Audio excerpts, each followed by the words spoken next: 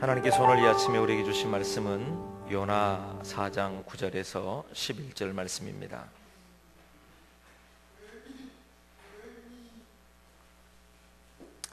요나 4장 9절에서 11절입니다. 제가 봉독해 드립니다. 앞에 화면을 보셔도 함께 하실 수 있습니다. 하나님이 요나에게 이르시되 내가 이 박넝쿨로 말미암아 성내는 것이 어찌 옳으냐 하시니 그가 대답하되 내가 성내어 죽기까지 할지라도 옳으니이다 하니라. 여호와께서 이르시되 내가 수고도 아니하였고 재배도 아니하였고 하룻밤에 났다가 하룻밤에 말라버린 이 박넝쿨을 아꼈거든.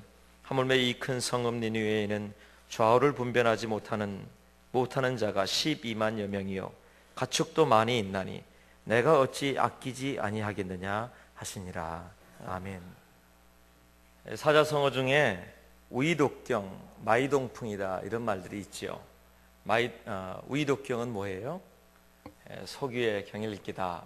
마이동풍은요, 말귀에 봄바람 불기와 같다 이런 이야기죠. 이 말을 사전에는 이렇게 해석했습니다. 남의 말에 조금도 귀담아 듣지 않음, 이렇게 적었더라고요.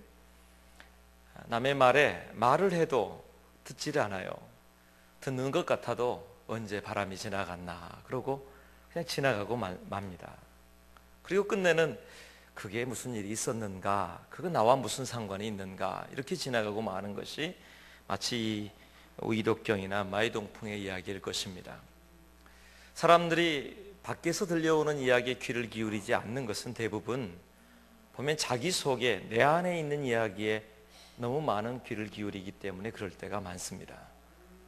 내가 생각하는 내 판단, 내가 계획하고 내가 준비했던 여러 가지 계획들, 그리고 내 지혜와 내 능력들, 내 속에 있는 것들이 가득 차 있는 사람은 실은 밖에서 하는 이야기에 귀를 기울이지가 않아요. 사람들의 이야기면 좋지요. 그런데 심지어는 지금 하나님의 이야기마저도, 하나님의 말씀마저도 그 이야기에 귀를 기울이지 않는 사람들이 참으로 많습니다. 오늘 본문의 이야기는 요나의 이야기인데요, 요나의 이야기는 우리가 처음부터 끝까지 한 가지 이야기로 계속 연결되기 때문에 참 많이 이야기가 되고 우리도 이 이야기를 알고 있습니다. 하나님께서 요나를 부르셨어요. 니느웨라고 하는 곳을 구원하시기 위하여. 40일이 지나고 나면 그 땅이 멸망하게 될 거다. 그러니까 그 전에 가서 이 땅이 멸망의 일이 있다고 그곳에 경고하고 그곳을 회개시키는 일이 바로 이 요나에게 주어진 사명이었습니다. 그런데 요나가 그 말을 들으려고 하지 않습니다. 요나가 니느웨로 가는 배를 타지 않고 다시스로 가는 배를 탔어요. 어떻게 됐지요? 풍랑이 일었습니다. 그 뱃사람들이 온통 모든 일들을 다 동원해서 이 풍랑을 지나가고 싶어 했지만 그럴 수 없었어요. 자기 가지고 있었던 모든 짐들을 바다에 버리기도 하고 각자의 신들을 부르면서 기도도 해보고 그래도 될 수가 없지요. 그때 요나가 나섭니다. 나 때문입니다. 그러니까 나를 바다에 버리시면 됩니다. 어쩔 수 없이 사람들이 바다에 던졌고요. 요나는 어떻게 됐어요? 큰 고기가 동원되어서 사흘 동안을 그 뱃속에 있었습니다. 그리고 겨우 하나님 앞에 이제 회개하고 하나님께서 그를 다시 배를 이 물고기를 통해 내뱉어 놓은 곳이 바로 니느웨였어요.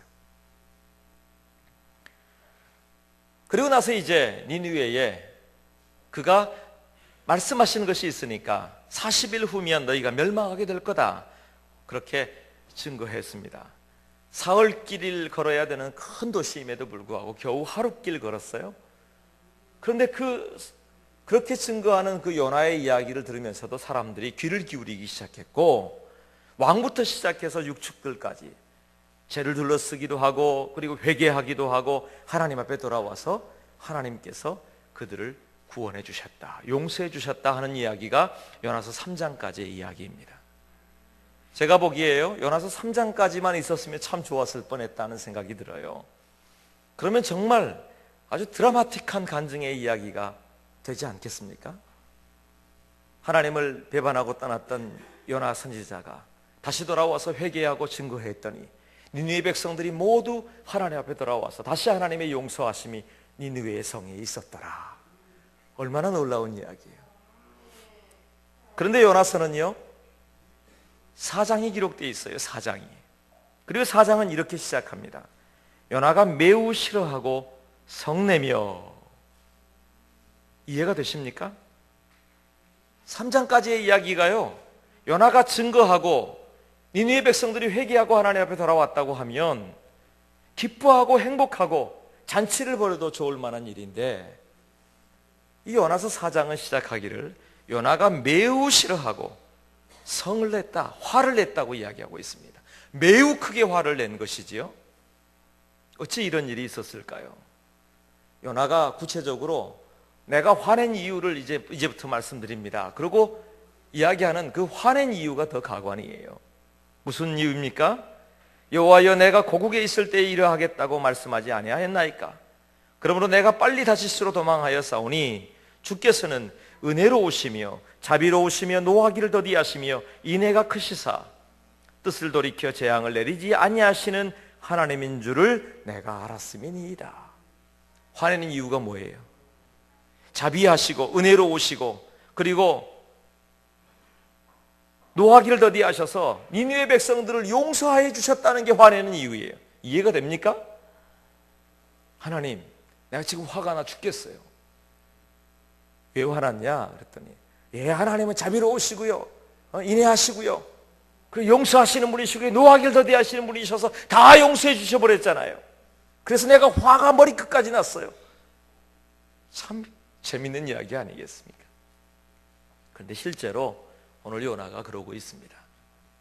요나에게도 이유가 있습니다. 왜냐하면 니느웨라고 하는 이 성이 이방의 성 중에서 아주 큰 성에 속했고, 특별히 아수르라고 하는 대제국의 마지막 수도였거든요. 이 아수르라고 하는 나라는 많은 나라들을 식민지화 시켰고, 그 중에 하나가 바로 이 요나의 백성이었던, 요나의 나라였던 이 이스라엘 백성들도 그곳에 포로로, 그리고 그곳에 식민지가 되었던 나라 중에 하나가 바로 이 나라였기 때문입니다. 그리고 요나가 생각할 때에 다른 사람은 다 돼도, 다른 나라는 다 되어도 하나님 니느웨입니다. 니느웨. 이 땅은 안 됩니다. 우리도 충분히 이해가 되지 않습니까? 우리도 일제 36년의 강점기가 있었기 때문에 우리에게 일본이라고 하는 나라는 결코 이웃에 있지만 친해질 수 없는 나라인 것 같습니다. 제가 보기에 아프리카에 이름 없는 나라에 축구를 지면 이해가 돼도 일본에게 축구를 졌다면 이해가 안 되는 거 아니에요? 아닙니까, 여러분? 일본에게 지다니 말이야. 응? 그 깡통 같은 일본에게 말이에요. 그 일본에게 졌다고 막 흥분하면서 말하기를, 그쪽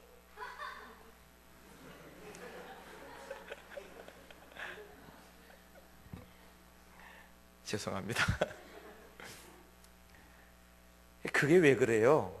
왜냐하면 우리의 마음에 정말 진짜 화난 마음이 있기 때문입니다. 그리고 이 일본이란 나라가 오히려 제대로 좀 회개하고 용서를 빌고 그러면 좋겠는데 그러지도 않고 끊임없이 독도는 자기네 땅이라고 이야기하고, 독도는 우리 땅입니다. 아멘이 없으시네.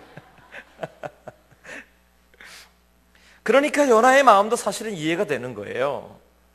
하나님, 어떻게 다른 나라도 아니고 이 니느웨입니까? 다른 도시도 아니고 니느웨입니까? 다른 곳이라면 차라리 다시스라든지 다른 곳이라면 내가 가겠고 이야기하겠고, 그리고 그것이 합당하게 여겨지겠습니다. 그런데 하필 이 땅은 아닙니다. 심지어는 얼마나 화가 났으면 그는 이렇게 말합니다. 원하건대 이제 내 생명을 거두어 가소서. 사는 것보다 죽는 것이 내게 나음이니이다. 이런 이야기를 하나님 앞에 대놓고 하고 있단 말이에요. 참 요나도 한성질하죠, 정말. 그죠? 그런데 하나님께서는요, 요나에게 이렇게 말씀하셨어요. 여호와께서 이르시되 내가 성내는 것이 옳으냐? 네가 지금 화내고 있는 게 옳다고 생각하느냐? 화내는 게 옳아요? 오늘 아침에 혹시 화내고 오신 분, 예배 시간 늦었다고 막 화를 내고 오시면 옆에 분들에게 이야기하겠습니다. 화내는 게 맞아요? 화나는 게 옳습니까? 하나님께서 말씀하시는 화내는 것이 옳지 않다고 말씀하시는 이유가 있습니다. 그것은 그 니느웨 땅에는 다름 아닌 12만 명이 넘는 생명이 있다는 거예요. 지금 정치적인 이야기 어떤 것보다 더 중요한 한 가지가 있는데 그것은 생명에 관한 이야기입니다. 40일이 지나고 나면 멸망하고 말, 40일이 지나고 나면 심판받아야 될 영원한 죽음의 길로 갈 수밖에 없는 생명에 관한 이야기를 하나님은 하고 계시는 것입니다. 그 어떤 것보다 이 생명에 관한 일이니 네가 지금 화를 내고 있는 것이 옳지 않다는 것이에요. 그리고 하나님께서 요나에게 분명한 한 가지 메시지를 전하지요. 요나가요, 한번 봅시다. 40일이 지나고 이 땅이 멸망하는지 안 하는지 봅시다라고 언덕 위로 올라가서 그 땅을, 그 성을 바라보고 있는 것입니다. 그런데 이게 해가 비치기 시작하고요, 뜨거운 햇살이 비치니까 너무 더웠던 거죠. 하나님께서 그를 불쌍히 여기셔서 박넝쿨 하나를 위해 이렇게 그늘을 만들어 주셨습니다. 6절에 보니까요, 박넝쿨로 말미암아 요나가 크게 기뻐하였더라, 그렇게 기록하고 있어요. 더웠는데 그늘이 지고 있는 이 박넝쿨 때문에 얼마나 행복하고 기뻤는지. 그런데 그 다음 일이 문제예요. 그 다음 날이 되었더니요, 벌레가 와서 박넝쿨을 다 갉아 먹어버렸어요. 그것뿐입니까? 뜨끈뜨끈한 통풍이 불어서 아주 무더위에 숨도 제대로 못 쉬게 생겼어요. 해는 중천에 떠 있어서 해가 정면으로 내리비치기 시작합니다. 정신이 혼미해질 정도가 되었다고 이야기합니다. 또 이야기해요. 뭐라고요? 차라리 내가 죽겠습니다. 죽을 것 같습니다. 하나님께서 다시 말씀하십니다. 너 지금 이 박넝쿨 하나 때문에 화내는 것이 맞느냐? 네가 지금 이것 때문에 성내는 것이 어찌 옳으냐? 참 요나도 그 다음에 대답을 이렇게 해요. 성내어 죽기까지 할지라도 옳으니이다. 참 대단한 사람 아닙니까? 표준 세번역에 봤더니요, 이 이야기가 내가 화가 나 죽겠고 그보다 더 하겠습니다, 이러고 화를 내고 있는 거예요. 그것뿐입니까? 이게 내가 지금 화내는 거예요? 하나님께서 그에게 말씀하시지요. 너 보아라, 너는 네가 심지도 않고 재배하지도 않은 이 박넝쿨 하나 때문에도, 하루 저녁이 있다가 없어지는 이 박넝쿨 하나 때문에도 네가 이만큼 화를 내는데 12만 명이 넘는 그 백성들이 죽어가고 있는데 그들을 위하여 내가 생명을, 그들을 위하여 너를 보내는 것이, 그들을 위하여 인내를 보내고 인자를 보내고 그리고 그들을 위하여 구원의 소식을 전하는 것이 잘못됐느냐고 묻는 것이에요. 네가 화내는 것이 옳으냐? 그러시는 거죠. 요나가 이렇게 화내는 이유가 있습니다. 제가 보기에 요나가 한 가지 사실을 망각하고 있기 때문에 그렇습니다. 은혜를 은혜로 알지 못하고요, 감사할 일을 감사하지 못하는 사람들은 대부분 기억하지 못하기 때문이에요. 내게 허락하셨던 그 은혜에 대하여 기억하지 못하기 때문에 많은 사람들이 거기서 무너지고 말고 낙심하고 낭망하는 것입니다. 그리고 화내고 하나님을 향해서 대적하고 말아요. 오늘 이스라엘 백성들을 생각해 보십시오. 지금 아수르 땅에 대한 이야기를 하고 있지만 이스라엘 백성들이 택한 백성이 된 것, 그것이 그들이 무슨 특별했기 때문에 택한 백성이 된 것인가요? 하나님의 은혜 아닙니까? 요나가 지금 선민의 백성이 되어져서 그가 선지자로 부름받고 하나님 앞에 쓰임받게 되어진 것, 요나가 특별해서입니까? 아니면 하나님께서 끝까지 그를 버리지 아니하시고 다시 사용하시고 부르시고 사명을 맡기셨기 때문입니까? 거기서부터 망각하고 있는 겁니다. 뿐만이 아닙니다. 여러분, 요나서 2장에 보면요, 요나가 구원함을 받고 나서 그가 입술로 고백하기를, 요나서 2장 6절에 나의 하나님 여호와여, 주께서 내 생명을 구덩이에서 건지셨나이다, 그렇게 고백했어요.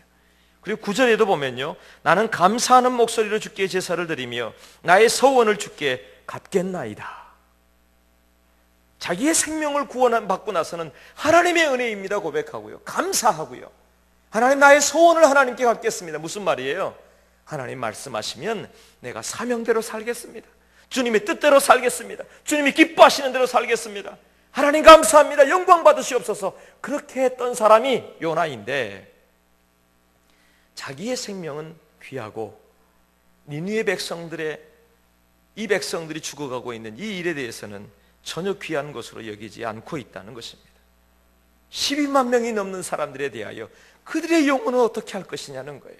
그들의 생명은 어떻게 할 것이냐는 거예요. 하나님께서 말씀하시는 것이 다시 오늘 이 박넝쿨을 통해서 요나에게 가르쳐 주시는 것이지요. 너의 생명도 이들의 생명도, 그리고 여기 있는 육축까지의 생명까지도 하나님은 귀하게 여기신다고 말이에요. 우리에게 허락하신 사랑, 우리에게 허락하신 은혜, 사실은 그 많은 것들을 망각하고 살기 때문에 우리에게 허락하신 사명도 잊어버리고 살 때가 참 많습니다. 제가 책을 읽다가 헨리 무어 하우스라고 하는 한 분의 그 간증을 제가 본 적이 있습니다.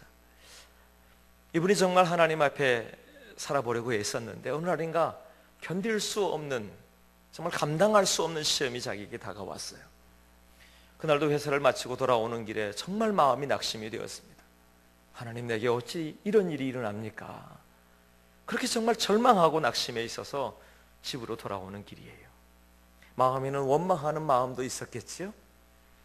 집에 들어섰는데 딸이 있어요. 딸이 반갑게 맞이하는 겁니다. 아빠 오셨어요. 아빠 수고하셨어요. 딸을 보자마자 마음이 드는 생각이 한편으로는 기쁘지만 또 한편으로는 마음이 또 가슴이 너무 아픈 거예요. 왜냐하면 이 아이는 하반신을 쓸 수가 없어서 휠체어에 앉아 있었기 때문입니다. 그러니까 아버지 마음이 더 아픈 거예요. 그런데 이 딸아이는 더 반갑게 아빠 오셨냐고 반갑게 맞이하면서, 근데 아빠 손에 뭔가 봉지 하나가 들려져 있으니까 아빠 그게 뭐예요? 이건 엄마 거란다. 엄마는 2층에 계시는데요. 근데 이 아이가 갑자기 그래요. 아빠, 그것 엄마 것 제가 갖다 드리고 싶어요. 그러니까 아빠가 깜짝 놀란 거죠. 야, 네가 어떻게 2층까지 갖다 줄 수 있단 말이냐? 줘보세요. 이 아이가 그 봉지를 받아들더니요, 자, 이제 제가 들었지요? 아빠는 저를 안아주세요. 제가 이 봉지를 들 테니까 아빠는 저를 안고 올라가 주세요. 그러더래요. 이 딸아이를 번쩍 안아들고 2층 계단을 하나 올라갔습니다. 그리고 마지막 계단을 이렇게 올라가면서 생각하는가, 그렇다. 내가 가지고 있는 짐이라고 하는 것, 마치 이 봉지에 들려진 짐처럼 내가 내 힘으로 하나라도 한 계단도 옮겨 놓을 수 없을 것 같았는데 하나님이 나를 안고 가시고 여기까지 오게 하심으로 내가 하나님의 나라까지 하루하루 한 걸음 걸어왔구나. 내 힘으로 산 것 같지만 하나님의 은혜로 살았고, 그리고 여기까지 온 것이 그냥 온 것 같지만 하나님의 은혜로 온 것이구나. 그리고 다시 하나님 앞에 무릎을 꿇고 기도하기를, 하나님 나를 다시 안아달라고. 내 딸을 품에 안고 이 계단을 오르는 것처럼 하나님 나를 끌어안고 이 계단을 오르셔서 내가 하나님의 나라에 이를 때까지 승리하며 살게 해달라고 기도했답니다. 그 고난의 시간들을 통과해 갔던 이야기가 책에 기록된 것을 보았습니다.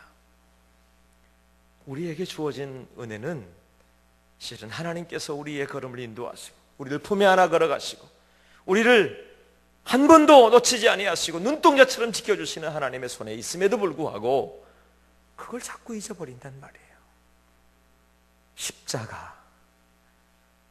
여러분, 그 십자가만 다시 생각해도 그 은혜를 망각하고 살지 말아야 됨에도 불구하고 어둠 속에 있어도 나를 빛 가운데로 인도해 내시고 생명 없는 나를 생명의 자리로 인도해 주시고 죄악 가운데 우리가 썩은 냄새날 그 인생의 죄악 가운데 있었던 우리를 용서해 주시고 씻어 주시고 그 보혈을 흘려보내 주시고 채찍에 맞으시고 손에 못자국 난 손으로 여전히 나를 붙들고 계시는 그 예수 그리스도의 은혜의 자리까지 나를 먼저 초청하시고 인도하셨음에도 불구하고 그걸 망각하고 살아요.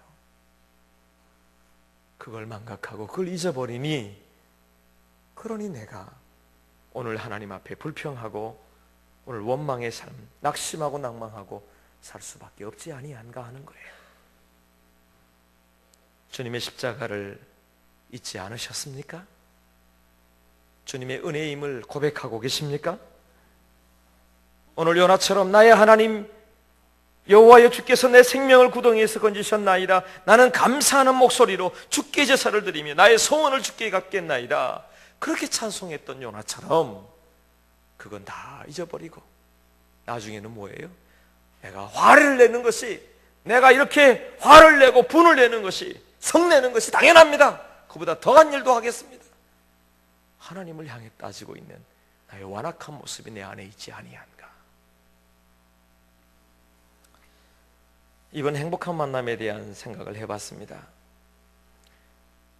행복한 만남을 제가 한 달 넘게 광고하고 이렇게 했는데요, 제가 좋은 벗 카드에 여러분의 벗을 적어내게 하고, 그리고 그곳에서 기도하자고 이야기했는데, 솔직하게 여러분 묻고 싶습니다.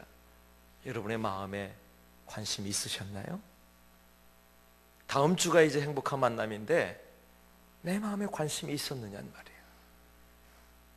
내게 십자가, 내게 구원의 이야기, 내게 감격적인 주 예수 그리스도의 이야기가 내 것이었다면, 하나님께서 말씀하시는 것이 너를 보냄으로 말미암아 네가 통로가 되고 너를 통해 이 행복한 만남이 준비되겠다, 그 영혼을 초청해 오라고 부탁했음에도 불구하고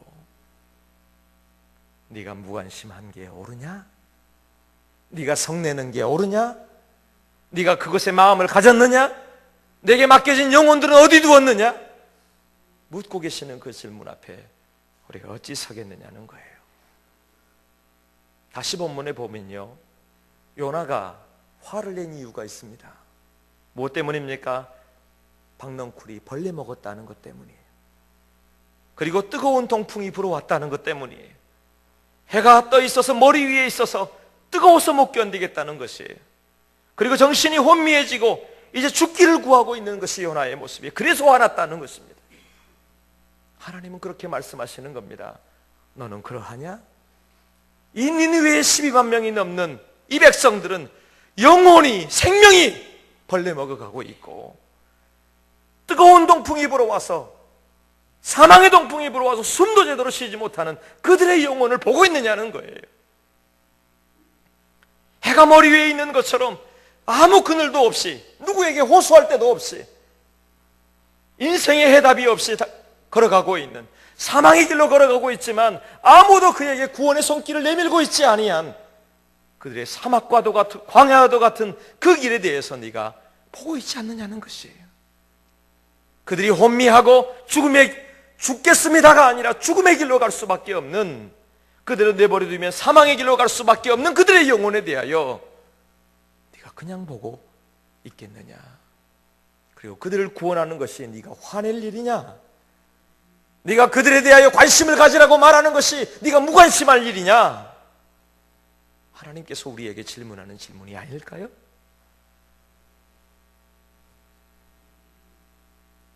누가복음 8장에 보면 지금까지 있었던 예수님께서 하셨던 말씀과 다른 이야기가 한 곳 기록되어 있어요. 예수님 병자들을 고치신 이후에 대부분 보면 그 말을 감추시기도 하고 그만두라고도 하고 더 이상 말하지 말라고도 하시는데, 이상하게 누가복음 8장 39절은 이렇게 기록합니다. 집으로 돌아가 하나님이 내게 어떻게 큰 일을 행하셨는지를 말하라 하시니, 그가 가서 예수께서 자기에게 어떻게 큰 일을 행하셨는지를 온 성내에 전파하니라. 무슨 일입니까? 이 사람은 다른 사람이 아닙니다. 거라사 지방에 군대 귀신 들렸던 사람이에요. 무덤 사이에 살면서 벌거벗고 있으면서도 불구하고 부끄러운 줄 몰랐던 사람이에요. 집으로 갈 수도 없어요. 그랬던 사람이 예수님을 만나서 군대 귀신이 쫓겨나고 자유함을 얻게 되었어요. 예수님께서는 이 사람이 예수님을 따르겠다고 했지만 예수님 보냅니다. 가서 말해라는 거예요. 가서 말하라, 전파하라, 전해라라고 말씀하고 있는 겁니다. 무엇을요? 내 영혼이 자유케 되었습니다. 묶였던 내 영혼이 풀리게 되었습니다. 이제 내가 살았습니다라고 말하라고 말씀하시는 것이지요. 우리도 그와 같지 않습니까?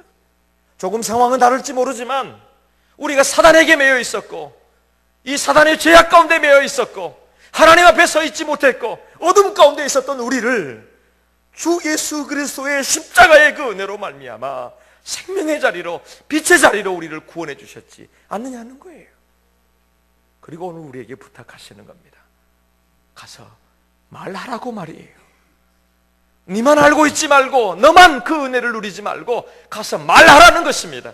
전파하라는 것입니다. 디모데후서 4장 2절에 너는 말씀을 전파하라. 때를 얻든지 못 얻든지 항상 힘쓰라 말씀하셨어요. 주의 복음은요, 이 일 때문에 전파하는 거예요. 생명 때문에 말입니다. 다른 그 어떤 것을 떠나서 생명 때문에 말이에요.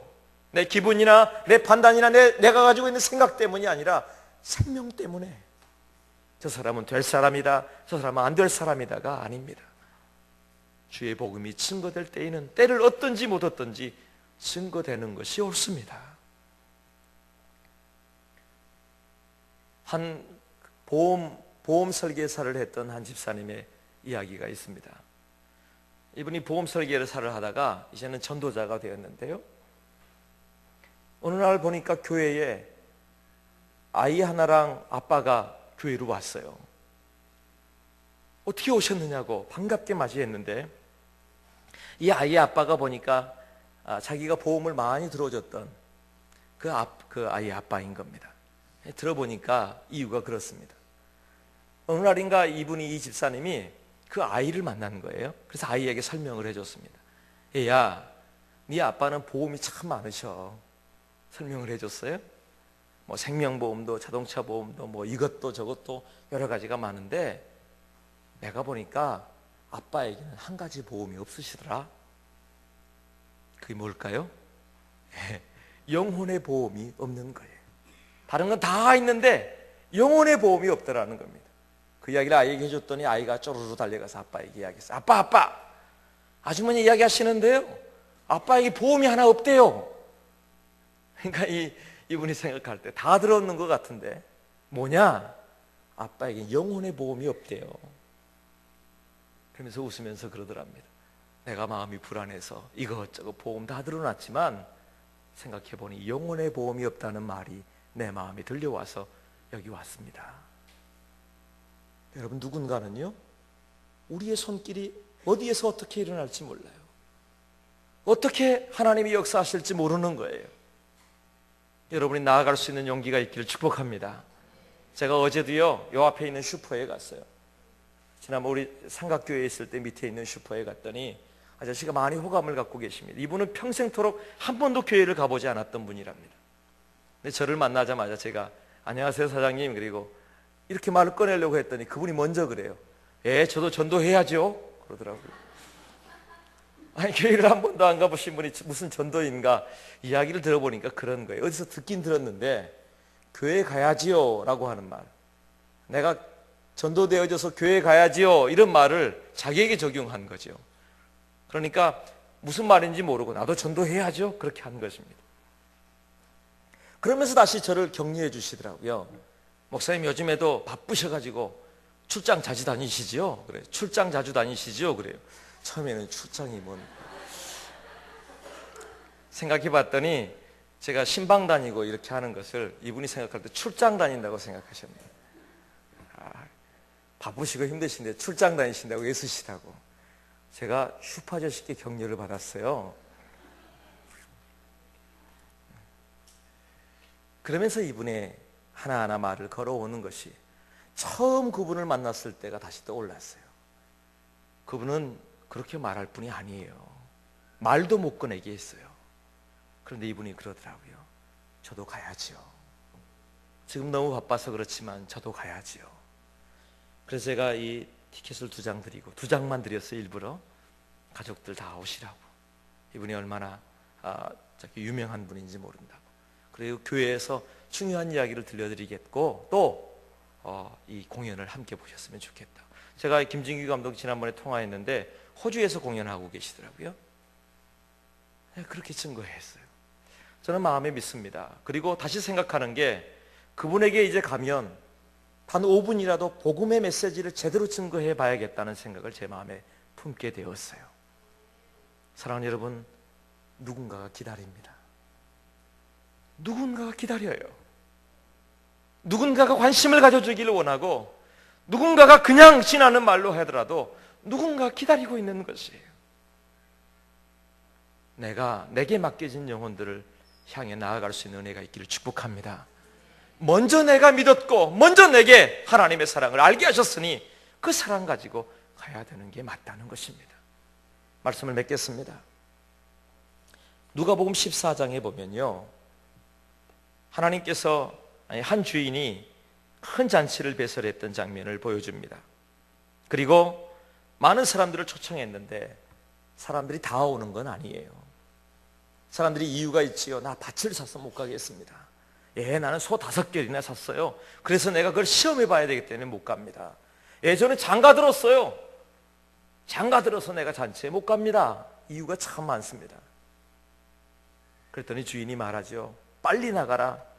그리고 집 사거리로 나가서 가난한 자나 또 건강하지 못한 사람이나 눈먼 자나 누구든지 다 불러 모아서 잔치를 다 참여하게 해라고 부탁합니다. 그런데 종이 와서 이야기합니다. 다 초청했지만 아직도 부족합니다. 아직도 자리가 비어 있습니다. 그럴 때 주인이 말합니다. 주인이 종에게 이르되 길과 산울타리가로 나가서 사람을 강권하여 데려다가 내 집을 채워라 라고 말해요. 이 주인은 하나님이시고 그리고 이 잔치는 우리에게 베푸신 하나님의 교회요, 예배요, 복음이요, 또 행복한 만남인 줄로 믿습니다. 사랑하는 여러분, 여러분이 가셔야 돼요. 네가 옳으냐? 지금 무관심한 게 옳으냐? 아니면 관심이 갖는 것이 옳으냐? 네가 화만 내고 있는 게 옳으냐? 아니면 마음을 다해 사랑하고 복음의 증거자가 되는 게 옳으냐? 주 예수 그리스도의 편지로, 주 예수 그리스도의 향기로 여러분을 파송합니다. 여러분이 그 자리에서 예수 그리스도의 증거자가 되기를 축복합니다. 기도하겠습니다.